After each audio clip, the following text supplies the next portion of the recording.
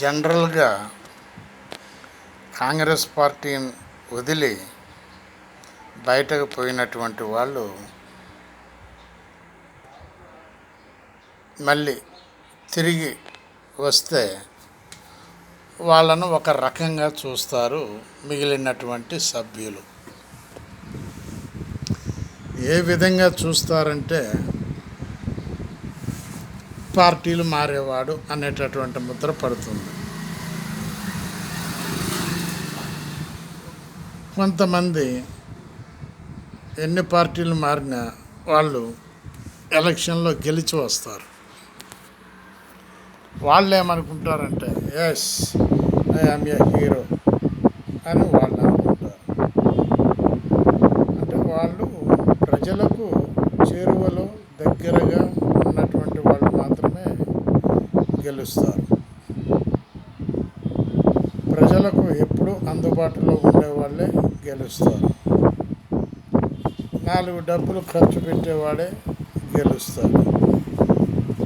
అందుకని వాళ్ళు ఏ పార్టీ మారినా కూడా లీడరే అని అంటారు ప్రజలు. కొంతమంది ఒకళ్ళు బాగుపడితే ఓరలేనటువంటి వాళ్ళు కొంతమంది ఉంటారు. ఇన్ని రకాలుగా మీరు చూసే ఉన్నారు ఇన్ని రోజులు. ఇప్పుడు మనం చెప్పేది ఏంటంటే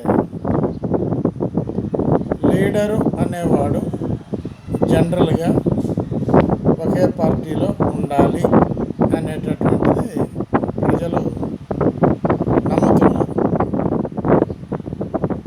ఒకే పార్టీలో ఉంటే మరి చేతులు ఊరుకో కదా, ఏదో ఒక పని చేయాలి. ఏదో ఒక పని చేయాలంటే చాలా వరకు చాలామంది బిజినెస్ మెన్లే ఉంటారు కాబట్టి వాళ్ళ పనులు వాళ్ళు చేసుకుంటూ ఉంటారు.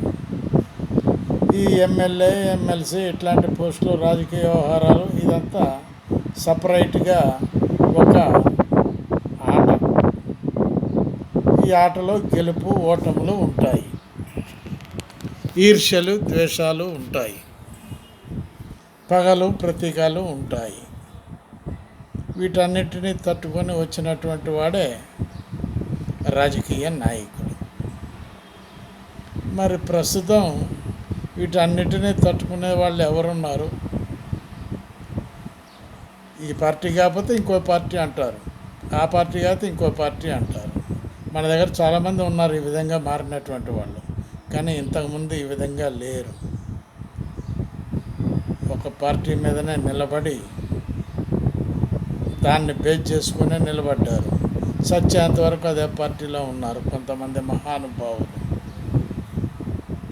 ఆలోచించండి, ఇది రాజకీయానికి సంబంధించినటువంటి లెసన్, ఉపోద్ఘాతం.